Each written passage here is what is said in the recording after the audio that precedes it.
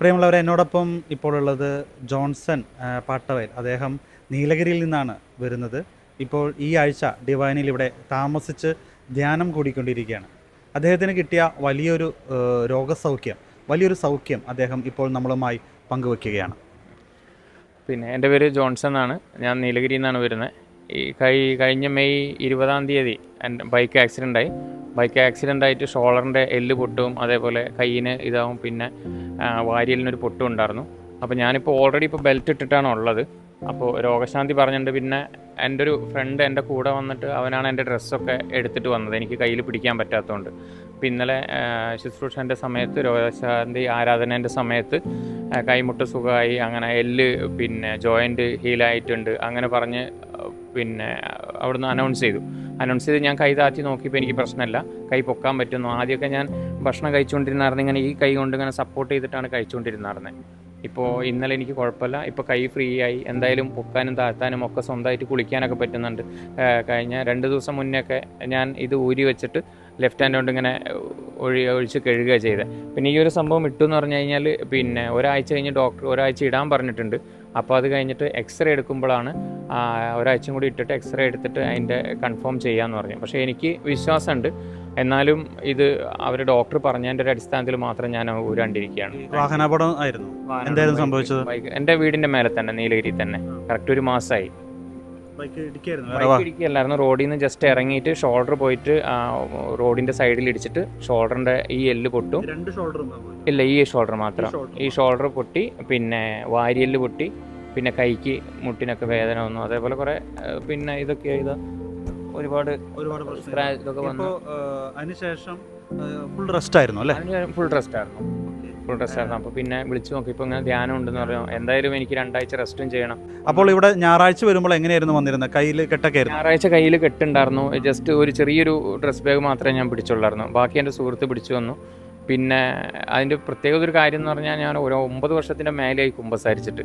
അപ്പോൾ ഇന്നലെ കുമ്പസാരിക്കുകയും ചെയ്തതോടുകൂടി, അതിന് മുന്നും എനിക്ക് വേദന ഉണ്ടായിരുന്നു, പെയിൻ ഉണ്ടായിരുന്നു. കുമ്പസാരിച്ച് ആരാധനയും കൂടി അങ്ങനെയായപ്പോൾ എനിക്ക് ഒരു വിശ്വാസം ഉണ്ടായിരുന്നു. കാരണം നമ്മൾ ഇത്ര ഡീറ്റെയിൽ ആയിട്ട് കുമ്പസാരിക്കുക എന്ന് പറഞ്ഞാൽ എനിക്ക് ഇതുവരെ പറ്റിയില്ല. കാരണം നമ്മൾ കുമ്പസാരിക്കുമ്പോൾ ഓട്ടോമാറ്റിക്കലി നമ്മളെ മൈൻഡിൽ വരുന്ന സാധനം, നമ്മുടെ ഇടവകയിലെ അച്ഛൻ്റെ അടുത്ത് നമ്മൾ പോയിട്ട് എങ്ങനെയാണ് കുമ്പസാരിക്കത്തെ കറക്റ്റ് പരിചയമുള്ള ഒരാളാണ്. അപ്പോൾ എന്തെങ്കിലുമൊക്കെ നമ്മളെ കാണുമ്പോൾ എങ്ങനെ വിചാരിക്കുന്നവർക്ക് കുമ്പസാരിക്കാൻ പറ്റില്ല. ഇവിടെ ഞാൻ 98-99 കാലഘട്ടത്തിൽ വന്നിട്ടുണ്ട്. 1998 ഒരു ധ്യാനത്തിന് വന്നിട്ടുണ്ട്. അത് കഴിഞ്ഞ് സിയോണിൽ ധ്യാനത്തിന് പോയി 2013. പിന്നെ ഇപ്പോഴാണ് ഞാൻ വരുന്നത് ധ്യാനത്തിന്. ഇങ്ങനെ കയ്യിൽ ഒട്ടും റെസ്റ്റിലിരിക്കുന്ന സമയത്ത്, കയ്യിൽ കെട്ടൊക്കെയായിട്ട് റെസ്റ്റിലിരിക്കുന്ന സമയത്താണ് ഡിവൈനിൽ വന്ന് ധ്യാനം കൂടുന്ന ചിന്ത വരികയാണോ, അതോ ആരെങ്കിലും പറഞ്ഞു വിടുകയായിരുന്നു ചെയ്തത്? വീട്ടിൽ നിന്ന് പറഞ്ഞായിരുന്നു. പിന്നെ എനിക്ക് ധ്യാനം കൂടണം എന്നുള്ളൊരു ആഗ്രഹം ഉണ്ടായിരുന്നു. പിന്നെ ആ സമയത്ത് വിളിച്ചപ്പോൾ വേറെ എവിടെയും ഇല്ല. ഞാൻ ഓൾറെഡി എനിക്ക് എന്താ പറയുക, പാലക്കാട് അത് മാത്രമേ എനിക്ക് പരിചയമുള്ളൂ. അപ്പോൾ ഇവിടെ എൻ്റെ ഒരു ഇളയപ്പനുണ്ട്, ഇവിടെ തൃശ്ശൂർ തോമളപ്പൻ എന്ന് പറഞ്ഞിട്ട്. ഇളയപ്പനെ വിളിച്ചാൽ പറഞ്ഞു എല്ലാ ഞായറാഴ്ചയും സ്റ്റാർട്ട് ചെയ്യുന്നുണ്ട്, പിന്നെ വെള്ളിയാഴ്ച വരെയുള്ളൂ എന്ന് പറഞ്ഞപ്പോൾ എന്തായാലും ഞാൻ റെസ്റ്റുമാണ്, പിന്നെ കൂടണമെന്ന് ആഗ്രഹിച്ചുമാണ്. പിന്നെ ദൈവം സഹായിച്ച് എനിക്ക് കൂടാൻ പറ്റി. അപ്പോൾ ഈ ആഴ്ച മുതൽ ഈ ഒരു ആഗ്രഹം, എൻ്റെ ഈ ഒരു ഇത് മാറിക്കിട്ടാൻ, അത്ഭുതം സംഭവിക്കണമെന്ന് തീക്ഷ്ണമായി തന്നെ പ്രാർത്ഥിച്ചിരുന്നു. അത്ഭുതം സംഭവിക്കുക, ഞാൻ ഇതിൻ്റെ വേദനയൊന്നും എനിക്ക് പ്രതീക്ഷിച്ചില്ല. എനിക്കൊന്ന് കുമ്പസാരിച്ചൊന്ന് ഫ്രീ ആകണം. കാരണം അത്രയൊക്കെ ടൈറ്റായിട്ട് എനിക്കിപ്പോൾ ഞാൻ ഫോട്ടോഗ്രാഫിയാണ് ചെയ്യുന്നത്, സ്റ്റുഡിയോ ആണ്. അപ്പോൾ ആ മേഖലയിലും മക്കളുടെ കാര്യത്തിലും പഠിപ്പിൻ്റെ കാര്യത്തിലും ഇപ്പോൾ ഒരു ചെറിയ മോളാണുള്ളത്. 5ാമത്തെ മോൾ ഏറ്റവും ചെറുതാണ്, 3 വയസ്സായിട്ടുള്ളൂ. 5 മക്കളാണ്. അപ്പോൾ ഒരാളെ ഇവിടെ ജർമ്മൻ ഭാഷയ്ക്ക് വേണ്ടി പഠിപ്പിച്ചു, കൊണ്ടുപോയി ചേർത്തു. അപ്പോൾ ഇനിയുള്ള സാമ്പത്തിക കാര്യങ്ങളും എല്ലാ സംഭവവും എനിക്ക് മനസ്സിലോടിയപ്പോൾ എനിക്ക് വല്ലാത്തൊരു ബുദ്ധിമുട്ട് തോന്നി. അപ്പോൾ അങ്ങനെ ഞാൻ സാമ്പത്തികമായിട്ട് ഫ്രീ ആകാനല്ല, മൊത്തത്തിലൊന്ന് ഫ്രീ ആകാൻ വേണ്ടിയിട്ട്. കാരണം ഇതൊക്കെ ദൈവത്തിനെ പരമേൽപ്പിച്ചിട്ട് ഇനിയിപ്പം ബാക്കി 4 പേര് പഠിക്കുകയാണ്. അപ്പോൾ അങ്ങനെ ആകുമ്പോൾ ആ ഒരു കാര്യങ്ങൾ കൊണ്ട് ചിന്തിച്ചിട്ട് ആകെ ഒരു ടെൻഷൻ ആയിരുന്നു. അതിൽ നിന്നൊന്ന് ഫ്രീ ആകണം, കുമ്പസാരിച്ചൊന്ന് ഫ്രീ ആകണം. ആ ഒരു ഇതിൽ എനിക്കെന്തായാലും ഇതെനിക്ക് കിട്ടിയൊരു ഗിഫ്റ്റാണ്. ഞാൻ ഇതൊന്നും പ്രതീക്ഷിച്ചിട്ടല്ല വന്നത്. കാരണം മക്കളുടെ കാര്യങ്ങളും ഈ കാര്യങ്ങളൊക്കെ ഒന്ന് ആലോചിച്ചൊന്ന് ഫ്രീ ആകണം. അപ്പോൾ എനിക്ക് അതിൻ്റെ കൂടെ ഇത് കിട്ടി. ഇനി ഇതും എന്തായാലും ഹീലായിട്ടുണ്ടാവും. ആ ഒരു വിശ്വാസത്തോടു കൂടിയാണ് ഞാൻ ഇരിക്കുന്നത്.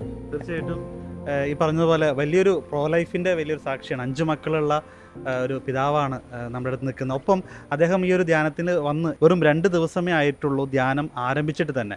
5 ദിവസത്തെ ഈ ഒരു ധ്യാനത്തിൽ 2-ാം ദിവസം തന്നെ ദൈവം വലിയൊരു സൗഖ്യം കൊടുത്തു. അതോടെ അദ്ദേഹം പറയുകയുണ്ടായി, അദ്ദേഹം ഒന്നും പ്രതീക്ഷിച്ചല്ല വന്നത്, ഒന്ന് നന്നായിട്ടൊന്ന് കുമ്പസാരിക്കണമെന്നൊരു ആഗ്രഹം കൊണ്ട് അദ്ദേഹം വരുന്നു.